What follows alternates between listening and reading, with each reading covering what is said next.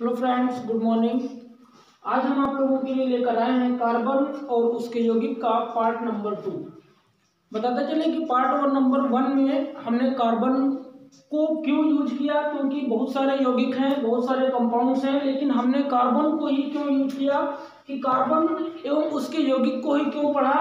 ये इसलिए पढ़ा क्योंकि कार्बन की जो कार्बन का परमाणु क्रमांक होता है वो 6 होता है और इसका इलेक्ट्रॉनिक विन्यास 2,4 होता है। और जो ये कार्बन की संयोजकता है इसी को बोलते हैं संयोजकता, और इसकी संयोजकता होती है 4। तो ये क्या करता है, ना तो ये 4 इलेक्ट्रॉन दे सकता है और ना ही 4 इलेक्ट्रॉन ले सकता है, और इसकी संयोजकता 4 है और ये दैनिक जीवन में प्रचुर मात्रा में उपलब्ध है, इसीलिए हम कार्बन का उपयोग करते हैं। तो ये सारी बातें कार्बन को क्यों उपयोग करते हैं, और उसमें फिर हमने आबंध पढ़े थे जिसमें आपको हमने बताया था वैद्युत संयोजक आबंध, और उसमें बच गया था सह संयोजक आबंध। तो इसी टॉपिक पर आप चर्चा करनी है कि सह संयोजक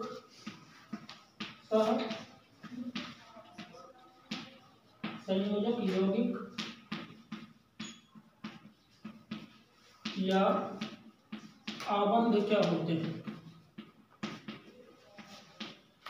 सहसंयोजक यौगिक और आबंध क्या होते हैं। तो हमने बताया था कि सहसंयोजक यौगिक ऐसे होते हैं जो साझेदारी से अपना अष्टक पूरा करते हैं। मतलब कि दो कंपाउंड्स होंगे और दोनों कंपाउंड्स का, दोनों यौगिकों का,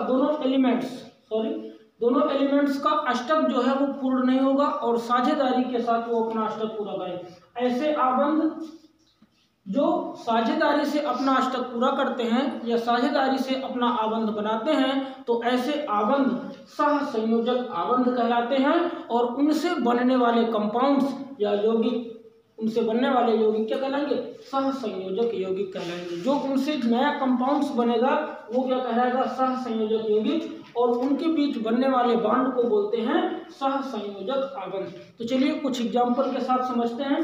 जैसे यहाँ पर हम एग्जांपल लिख देते हैं CO2। इलेक्ट्रॉन बिंदु संरचना के हिसाब से समझेंगे, इलेक्ट्रॉन बिंदु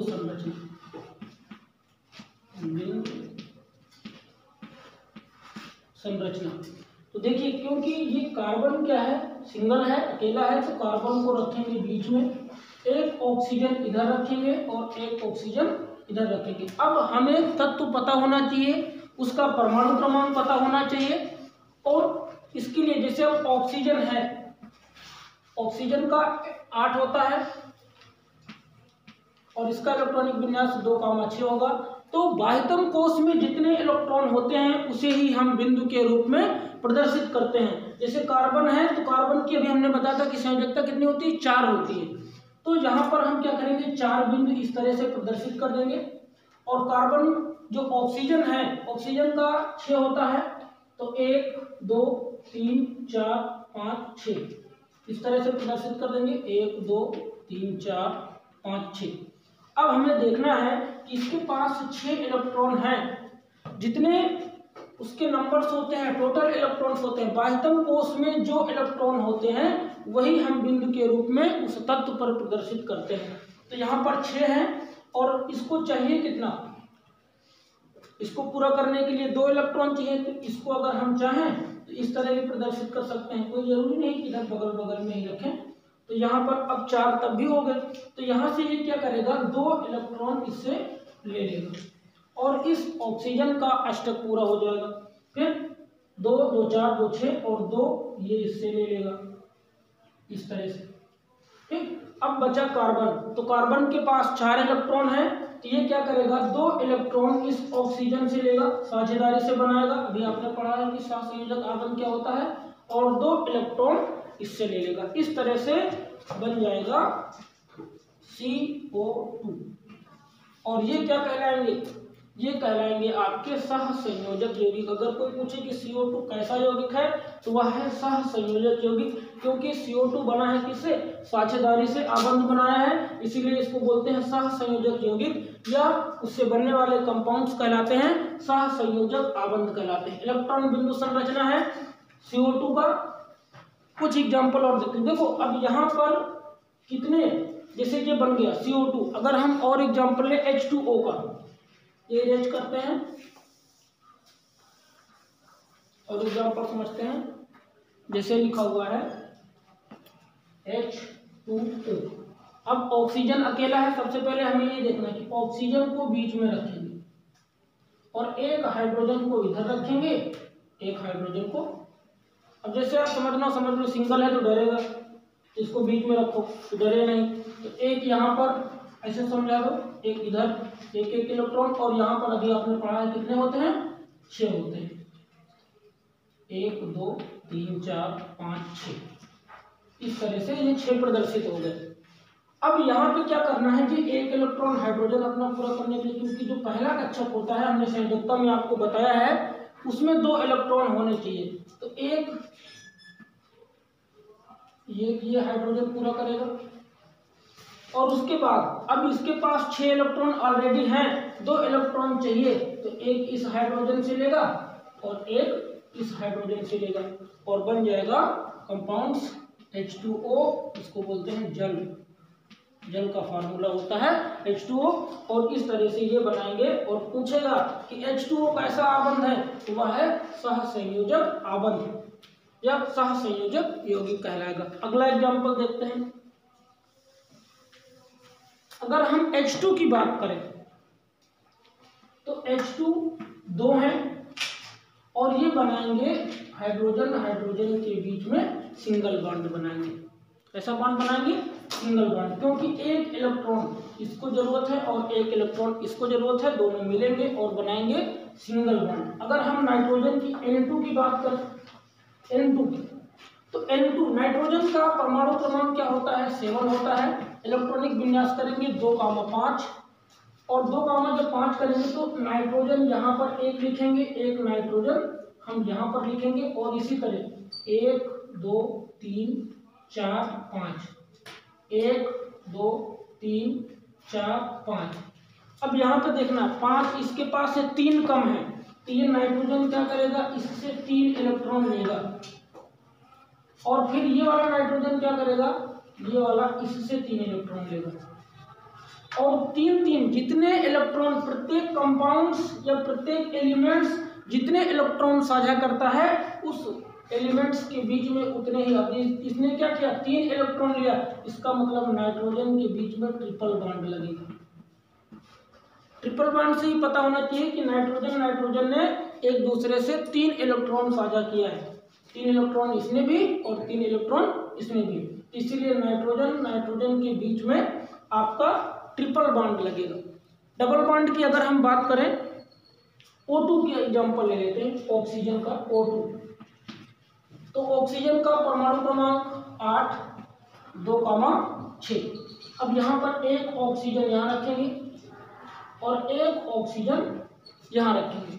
तो अब यहाँ पे आपको पता है 1 2 3 4 5 6, 1 2 3 4 5 6। अब ये 2 इलेक्ट्रॉन इससे लेगा तब इसका अष्टक पूरा होगा, तो ये 2 इलेक्ट्रॉन इस तरह से इससे ले लेगा और फिर ये वाला क्या करेगा, 2 इलेक्ट्रॉन इससे ले लेगा, दोनों का अष्टक पूरा हुआ और दोनों एलिमेंट्स ने कितने इलेक्ट्रॉन साझा किए, 2 इलेक्ट्रॉन, इसलिए ऑक्सीजन के बीच में डबल बॉन्ड लगेगा। इस तरह से हम और बहुत सारे विभिन्न तत्व हैं, कंपाउंड्स हैं, जिनके हम इलेक्ट्रॉनिक विन्यास या इलेक्ट्रॉन बिंदु संरचना बनाने के लिए आता है, पेपर में पूछेगा CO2। और इसमें से सबसे इंपॉर्टेंट है वो अभी हम आपका बनवाएंगे S8। ये पेपर में बहुत पूछा जाता है, S8 की इलेक्ट्रॉन बिंदु संरचना बनाइए। ये एक रिंग स्ट्रक्चर होती है, जो भी आपको सीखना है, और इसी में काफी कंपाउंड्स हैं जिनका इलेक्ट्रॉन बिंदु संरचना, तो इसी प्रकार से हम इलेक्ट्रॉन बिंदु संरचना बनाएंगे। और ये जो लिखा होता है O2 जो लिखा होता है, ये होता है आणविक सूत्र होता है। आणविक को भी हम आगे जब पढ़ेंगे समझाती श्रेणी, तब वहां पर आपको क्लियर हो जाएगा। तो यहाँ पर आपको इतना समझ में आ गया कि सहसंयोजक यौगिक या आबंध क्या होते हैं और ये किस प्रकार एक दूसरे से बॉन्ड बनाते हैं, कितने इलेक्ट्रॉन साझा करते हैं, डबल अगर इलेक्ट्रॉन साझा करते हैं तो डबल बॉन्ड, सिंगल इलेक्ट्रॉन साझा करते हैं क्योंकि हाइड्रोजन में देखो क्या था, एक इलेक्ट्रॉन ये इससे लेगा, एक इलेक्ट्रॉन इससे लेगा, तो मतलब दोनों एलिमेंट्स के बीच में सिंगल बॉन्ड लगेगा। और जब दो इलेक्ट्रॉन साझा करते हैं तब डबल बॉन्ड, और 3 इलेक्ट्रॉन साझा करते हैं तब ट्रिपल बॉन्ड होता है।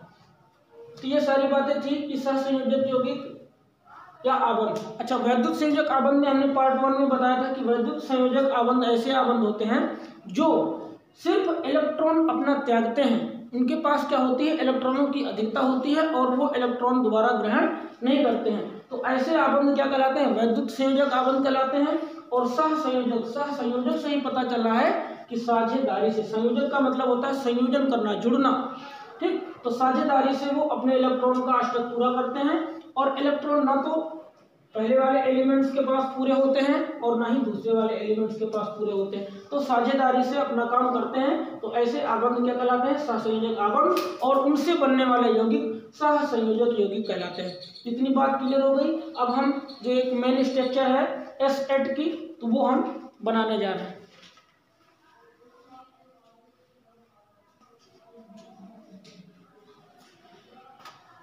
अब बात करते हैं S8 की संरचना। ये पेपर में काफी बार पूछा गया है कि S8 की रिंग स्ट्रक्चर बनाइए। रिंग के आकार का होता है, तो इसको देखो कैसे बनाते हैं, वो आपको सावधानी से, इसमें अगर मिस्टेक होता है तब गलत हो जाता है काफी बच्चों का। इसमें आपको ध्यान देना है, एक S यहाँ पर लिखना है, 8 होने चाहिए। कितने होने चाहिए, 8 सल्फर होने चाहिए। S का मतलब सल्फर होता है। एक यहाँ पर, एक यहाँ पर 2, एक यहाँ पर 3, एक यहाँ पर 4, एक ये 5, 6, 7, 8। अब देखो सल्फर का इलेक्ट्रॉनिक विन्यास क्या होता है, 16 होता है। परमाणु क्रमांक सल्फर का इलेक्ट्रॉनिक विन्यास 2, 8, 10, 6, 16, 6 हो गया। तो यहाँ पर हम रखेंगे 1, 2, या इधर करेंगे 1, 2, 3, 4, 5, 6, 1, 2, 3, 4, 5, 6, 1, 2, 3, 4, 5, 6, 1, 2, 3, 4, 5, 6, 1, 2, 3, 4, 5, 6। इसी तरह हम करते हुए चले जाएंगे।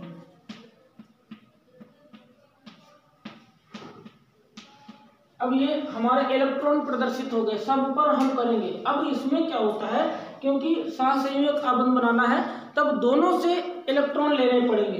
तो यहाँ पर क्या करेगा, 6 इसके पास है, तो ये एक इलेक्ट्रॉन इससे लेगा और एक इलेक्ट्रॉन इससे लेगा, और ये बनाएगा 8 इलेक्ट्रॉन हो गया।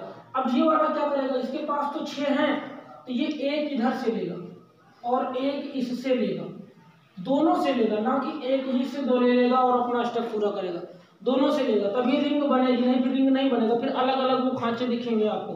तो यहाँ पर क्या हो गया, अब इसकी बात करते हैं।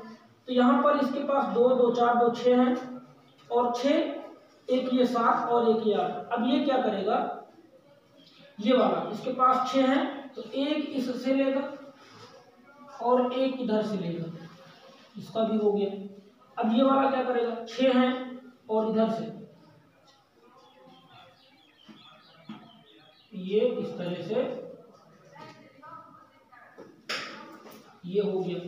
अब इसका इसी तरह करेंगे, थोड़ा दूर दूर कर ले। तो ये क्या करेगा, एक इधर से और एक इलेक्ट्रॉन इधर से, इसका पूरा हो गया। अब ये क्या करेगा, फिर ये वाला इससे एक इधर से लेगा और एक इधर से लेगा, फिर ये वाला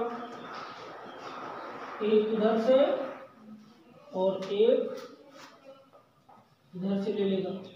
अब सिर्फ बचा ये, तो यहाँ पर 6 हैं, एक ये इससे लेगा और एक ये इधर से ले लेगा। इस तरह से ये आपकी S8 की, यहाँ पर आप S8 लिख सकते हो।